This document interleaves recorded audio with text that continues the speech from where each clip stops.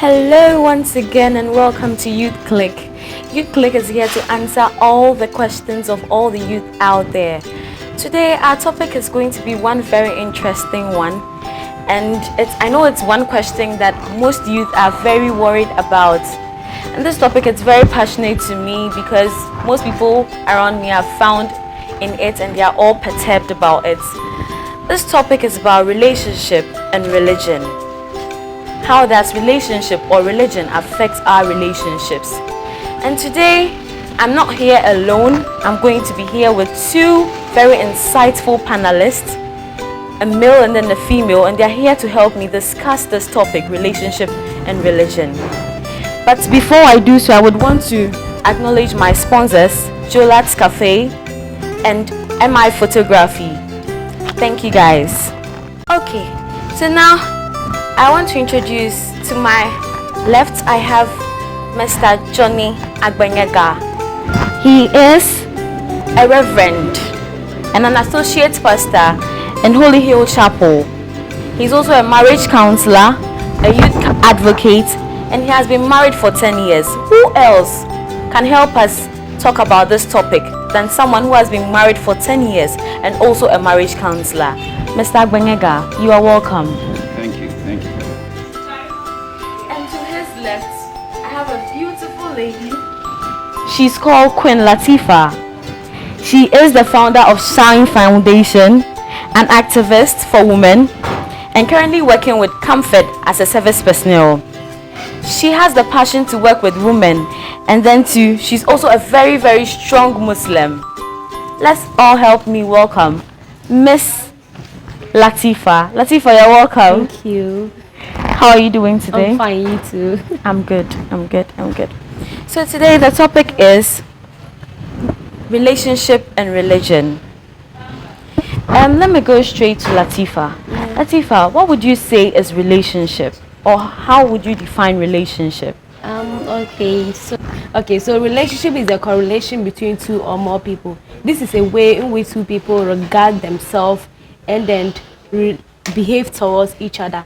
So we can realize that in most times our relationship starts from our families, which can be considered as a form of relationship. So first of all, it's family relationship. Then we go to schools. In our community, we need friends, which becomes a friendship relationship. Then from there, we at our workplaces, we have some kind of relationship in which you don't really know the person, but you frequently encounter them. And then finally, which we all know, romantic relationship. This has to do with the strong affection which one person have with another. So basically, we have 4 types of relationship which I just mentioned. Okay, I'm actually learning. I didn't know we have 4 types of relationship. I only knew of romantic relationship. Mr. Agbenyega, what would you also want to say about what a relationship is? Once again, thanks for the opportunity. Let me just add to what my sister has said. When it comes to a relationship, you are looking at 2 consenting adults. All right, so you are looking at 2 adults who have decided to go into love. Now, these 2 adults must have something for each other. They must feel for each other, and then they proceed to showing each other love. Okay, I'd like to break it down. The 2 adults, one, they have feelings for one another. But feelings for one another is not enough. It must be cemented by the love component. All right? Now, when it is cemented by love, it is still not enough. In the Christian perspective, one is looking at the relationship ending in marriage. Otherwise, you have no business even starting the relationship in the first place. And then before it culminates into marriage, you should have been observing some Christian principles. So I like to put it that way. Okay, so you are saying if your purpose or your aim is not marriage, one should not go in a relationship. Okay, thank you very much. Usually people go into relationships, and because their aim goal is not marriage, they end up experimenting with each other and they go their separate ways. So you find, per my definition, a lot of the relationships that exist as relationships are not relationships. Because the motivation is the feeling. All right? The motivation is the feeling, but the feeling is not enough. The end product, which is marriage, should be the motivation. So, if you know that you are not up to marriage, you are not advised into a relationship. Good. Wow. Yeah. Okay, Latifa. Yeah. With what Mr. Agbanyega has said, would you want to tell us about some factors one has to consider before getting into a relationship? Okay. So first of all, I would say the person should know him or herself. Relationship is not just something anyone can just go into. It entails a lot. It comes with a lot of issues, and it needs someone who is mentally strong to be able to deal with these issues. So you should be mentally ready to go into a relationship before you even make the decision to do so. And also, I would say you have to have a purpose, just like what he was saying. Are you going into a relationship because everyone is going into a relationship, or you are going into a relationship because you see the future in the person? So first of all, you have to sit down, let yourself understand the reason why you are going into the relationship. So you should go into a relationship because you really like the person, or you should have a great purpose in going into a relationship. That's a strong affection for the person. And also, I would say one has to go into a relationship considering the fact that the person he or she is going into a relationship also have the great interest of having a relationship with him or her. You can't go into a relationship whereby it's not mutual. There should be a mutual affection between the two of you before you will decide to go into a relationship. So, and maybe the potential of the person you are going into a relationship with, that is knowing the person first. That's why most times some people decide to become friends before relationship. When you become friends before the relationship, you get to know the person better, get to know the person's weakness, the person's strength, so that you'll be able to deal with it positively. If you know that, oh, I can adjust to this person's behavior even though I don't like it, then you go into the relationship with the person. So that's basically some of the reasons I think one should consider before getting into a relationship. Mr. Agbanyega, would you want to add some more? I'd like to add a few. Maybe picking up from where she's ended. I would say even before friendship comes in, one has to consider the God factor. All right? Because for friendship, you can go into friendship with anybody. Yeah. But you have to consider the God factor. Is the fellow committed to God and the things of God? It's one thing you have to look at before even moving into friendship. Now, friendship is so crucial. No two ways about that. Friendship is very crucial because a lot of marriages and a lot of relationships are tumbling down because they were never friends. Yeah. So you have to be friends. The flow must be there. All right? The vibe. The vibe must be there. You should understand yourselves. Know your various dispositions and temperaments and all of that. When you know that, then you proceed. In proceeding, now I am making my submissions in respect to relationships that should end up in marriage. I like to underscore that very well. Now, if the relationship will ultimately end up in marriage, then we are looking at, are you mature? I'm not looking at age, but age is also a factor. So, biologically, physically, are you okay? Are you matured? Are you up to womanhood? Are you up to, to the point where you can be called a man? All right. Then you look at maturity. She said something earlier that it comes with a lot of pressures. Now, a lot of those pressures, you will only experience them when you are in it. So why will you want to experiment? So you should have that maturity to handle pressures. Then, if it will result in marriage, I would say that you should have something doing. You should have something doing. Now, I have decided to say something because I don't want to connote what job, but the job should be something that is bringing money home. Are you financially capable? Because if you are not financially capable, you should not be starting a relationship with the ultimate aim of Marriage. ending in marriage. Then you should also, interrogate your partner. Find out. There are a lot of surprises lately because people just look at the emotions, and when they get into the marriage, the reality dawns on them, and then it falls apart. You get it? So investigate. Get to know something about the fellow you are entering into the relationship with.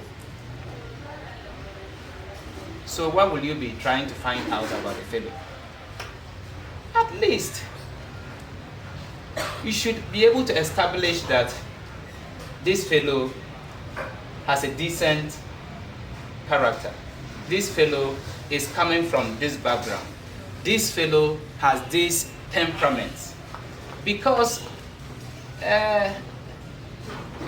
you could be in church together and you are brother and sister.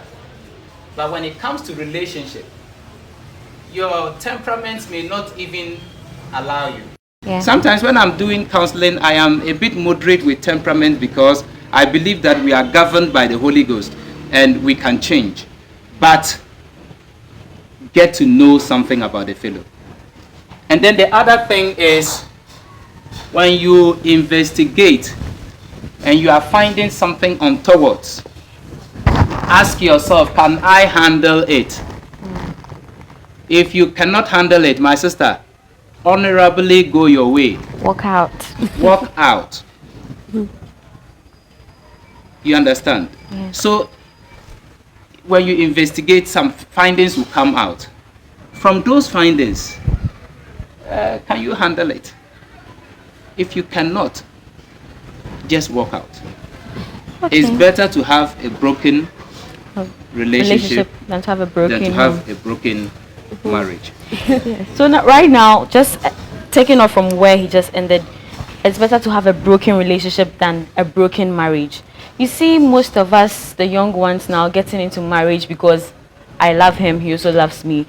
Should that be the only thing we are looking at before we get into a relationship? Because most of us young ones, we just see someone, oh, I love him, he also loves me back, so we are okay. Should love be the only thing we are looking at? Shouldn't we be looking at family background, religion? Shouldn't we be looking at all these stuff? Queen, what do you think? Okay, so I don't know what other people think, but I don't think love stands on its own.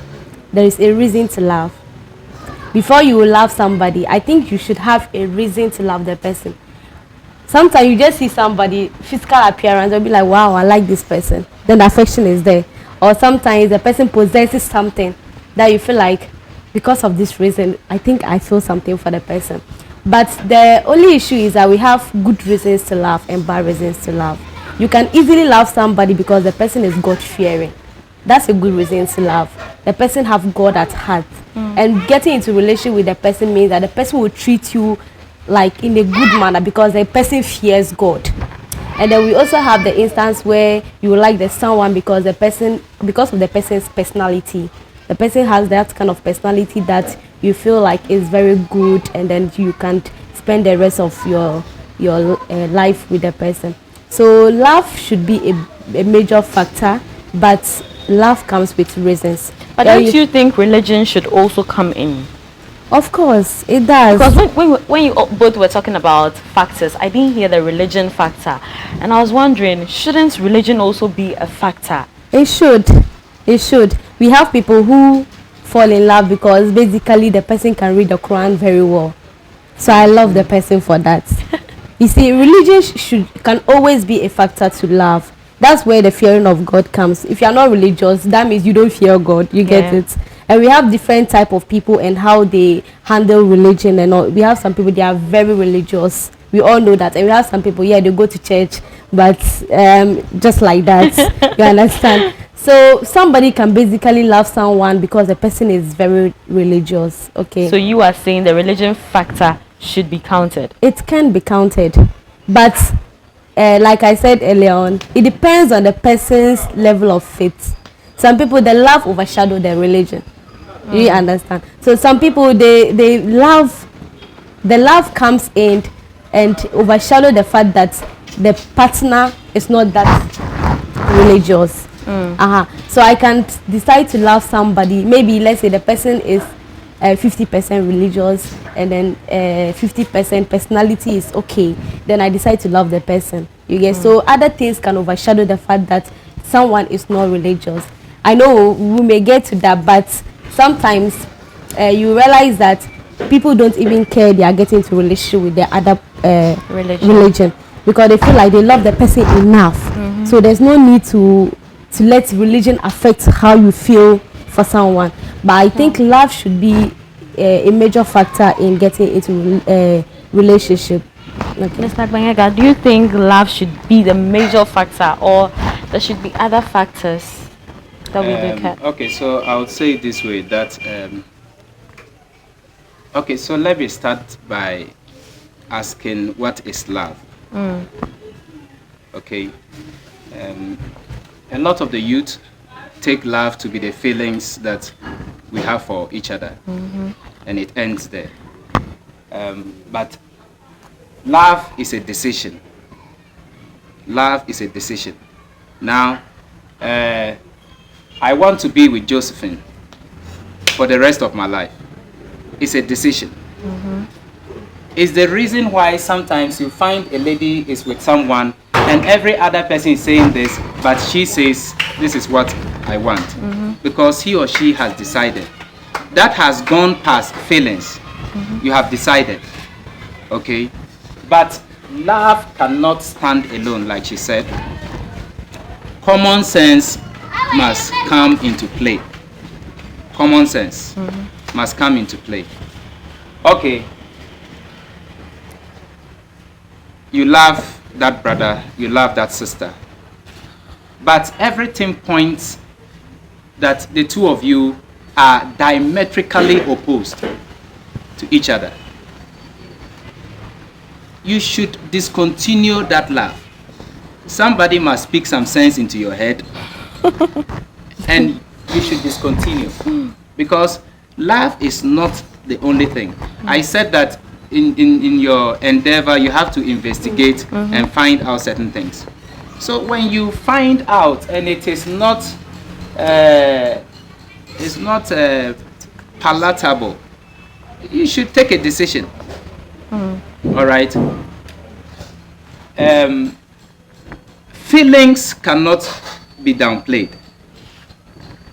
If I like a fair lady, I better go for a fair lady. Because if I don't, I might tomorrow be looking at a fair lady. All right. Yeah. If I like a short person, that will be, the trigger of my attraction. Then love comes in. Common sense must also come in. Wisdom must come into play. All right. A lot of other factors will come in. I don't want to preempt anything, mentioning maybe this and that will come in and then might be a hindrance. But let me also submit that love is not enough. Yeah. Okay. Now, do we think religion is actually affecting a lot of relationships out there? Because we are in this community that a Muslim can't get married to a Christian or can't be in a relationship with a Christian because we see it to be that we are both of different races or different religion, so we can't be together. Should it actually matter? Because as we all were saying, love should be one of the factors, and common sense as well. So do we think we should push aside religion and actually go into a relationship, or we should just look at religion as well before we go into a relationship? Quinn, what do you think? Okay, so religion actually have some kind of effect on relationship, because definitely religion teaches the type of relationship to go in, type of relationship that are accepted and the type of relationships that are not accepted. So it goes a long way to also influence the attitude and behavior of its followers. So as a Muslim, my religion teaches me that I should go for this kind of relationship. Which kind of relationship? Of course, when it comes to that romantic aspect, I'm expected to marry a Muslim. That's what it's supposed to be. It's more good, like we believe, to marry a Muslim. So it definitely goes a long way to affect my love life. Maybe I meet a Christian and I fall in love with the person. The major problem I'll have is the fact that the person is a Christian. That's the major problem I'll have. Mostly, it also depends on the type of family you are coming from. Some families will take it in a good faith, but other people too, it's a no, no, no. So you will go a long way to fight a lot of battles to get into some kind of future relationship with that person. So it goes a long way. But in the Islamic aspect, it's actually not a big deal for a Muslim man to marry a Christian woman, because it's believed that he can easily convince the woman to become a Muslim. Oh, really? Yes. But a Muslim lady is not supposed to marry a Christian man, because it's also believed that but it's also believed that the Christian man would end up convincing the lady to become a Christian. Do you understand how the two Yes, but don't you think it's not fair that a Christian lady can marry a Christian man, but a Christian man cannot marry a Muslim lady? It's not fair to you, it's fair to them, because they believe the lady can become a Muslim with some period of time. We have instances whereby Muslim, it will be very hard, it will not be common to see a Christian man after marrying a Muslim man after marrying a Christian woman becoming a Christian. Wow. It won't be common, but it will be very common to see a Muslim woman becoming a Christian after marrying a Christian man. So you as a person, let's say you meet a Christian guy out there, you guys, the feeling is there, you guys, you vibe, you get it, and then everything is okay. Would you allow relationship to destroy that beautiful thing that you guys are having? Okay, so they say love conquers everything. So I believe when you truly love somebody, there should be that kind of understanding. That understanding that religion shouldn't be a factor to affect what I have for you. I can still be going to my mosque and you be going to your church. But the thing is that it comes with a lot of challenges. Family, external factors comes in.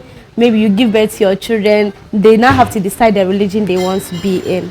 You get it? So it comes with a lot of factors, a lot of challenges. But at the end of the day, it depends on the two of you. How you be able to communicate well and understand each other, and how to deal with those challenges that it comes with. But in the religious aspect, it may have a great effect on you and maybe your external family. Sometimes people work hard to build their relationship, and it just ended up like that just because of the religion factor. So religion really has some kind of effect on relationship. But I think, like I said, love conquers everything. Especially if you get a Muslim man, he will marry you. That one is cool. Yeah, he will marry you, so it's cool. But as for me, they believe he will convince me to become a Christian. So they will say no. Then very soon I'll get you a Christian guy. Mr. Kwaganga, what do you think? Okay, thank you very much. Okay, so like I said, I'm going to be answering it like a reverend minister, and I'm going to be very dispassionate about it. I am going to state it as it is. Go Alright? straight forward. Exactly. I have been counseling people into marriage for over 10 years, and I have seen it all. All right. Now, the reason why the condition for the Muslim is that way is because in the end, the man is the head of the home and will likely have the final say. Final say. All right. And even in their case, a few times that it has happened, when they journey into the marriage, at some point, the man will more like be giving you an instruction to consider it. All right. Yeah. And at some point, you are obliged to. For the Christian, you realize that when we started talking about relationship, I mentioned that the fellow you are going into the relationship with should be committed to God. Now, I meant committed to God, not in the generic sense, but it's narrowed to your faith. Okay? Yeah. Now, marrying someone of a different faith is a dangerous experiment. Yeah. It's a very dangerous experiment. Now, what does the Bible say about maybe marrying? Okay? Or let me say this. When you are in marriage or heading for marriage, and you are going for, let's say, a Buddhist or a Muslim or another faith, what becomes your manual? For the Christian, his or her manual is the Bible. For the Muslim, his or her manual is the Quran. Yeah. And they each give different perspectives or different responses to different situations in marriage. Now, which of them will apply? Okay? Which of them will apply? So for me, I would not advise a Christian sister to venture into that union. I will not advise a Christian brother to venture into that union. Now, from my sister's own words, she said the challenges are going to be enormous. Why will you have to go through these challenges when you could have avoided them? And let's do the statistics. How many couples, like Christian Muslim couple, have married and they are still in the marriage? Let me state emphatically that when a Christian brother marries a Muslim sister, the Christian brother is not going to hell because of that. But it is in your own interest. One, you have the family to face. A lot of times, their condition is that you have to do tuba. Okay. Okay? Yes. Somehow, their condition is that you have to change camp and become one of them to marry theirs. All right? I don't even want to mention it as a condition for the Christian. From the start, your aim is to get a Christian and marry, whether you're a girl or a boy, to get a Christian and marry, because the two of you cannot work together unless you be agreed, and the agreement to do with your faith is very crucial. I know a lot of counselors will always try to play around this question, but I am very straightforward about it. The complications are not worth it. And in the end, it will not even work. Yeah. Wow. So the complications are not worth it, and the challenges you face are enormous. Yeah. So, my dear fellows out there, with listening to all this, I think it will be best you just... I wanted to make a submission before you conclude. I wanted to say, don't even try the experiment of I will convert and marry. You know? Don't even try it.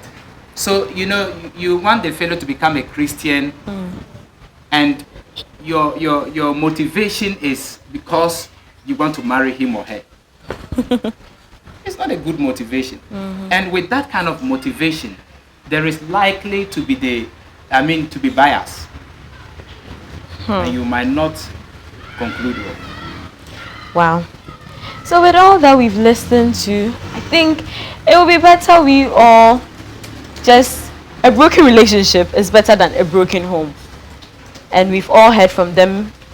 But before we end the show, I would want to ask for their final comments. Mr. Gwenga, your final comments. Okay, so my final comments. Are you ready to come to church?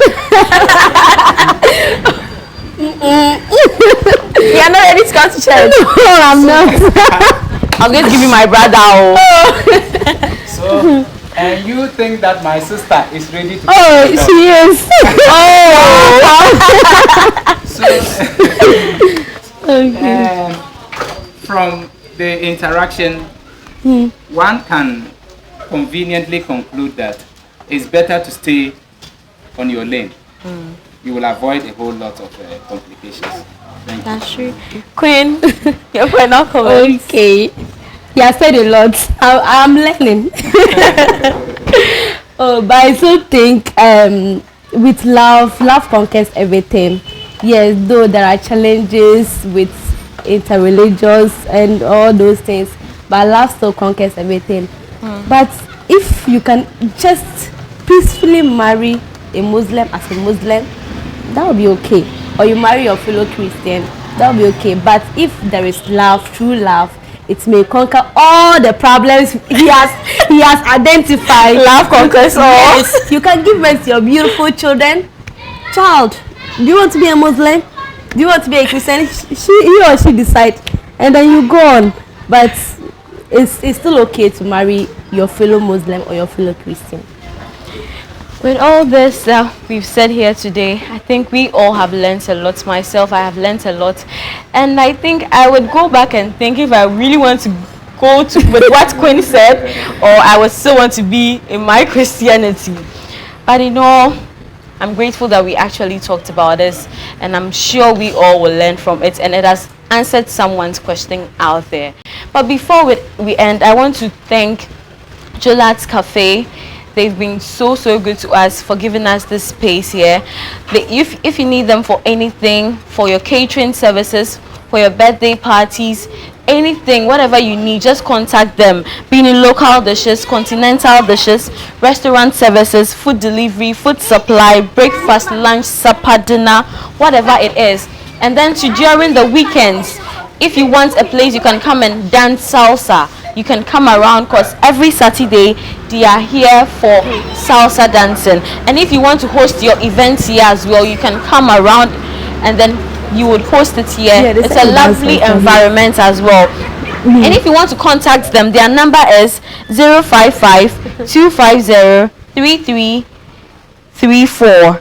You can also contact them through Facebook, Instagram, WhatsApp, and then the name there is Jolat's Cafe. I also want to thank MI Photography. They are so great. If you need photography for your birthday shoot, your wedding, your pre-wedding, whatever it is, whatever photography service you would need, they are there. Their prices are affordable, and you can contact them at any time you need them. Thank you all so much, and do make a date to meet us next week. And I am Abena. See you all next week. Bye.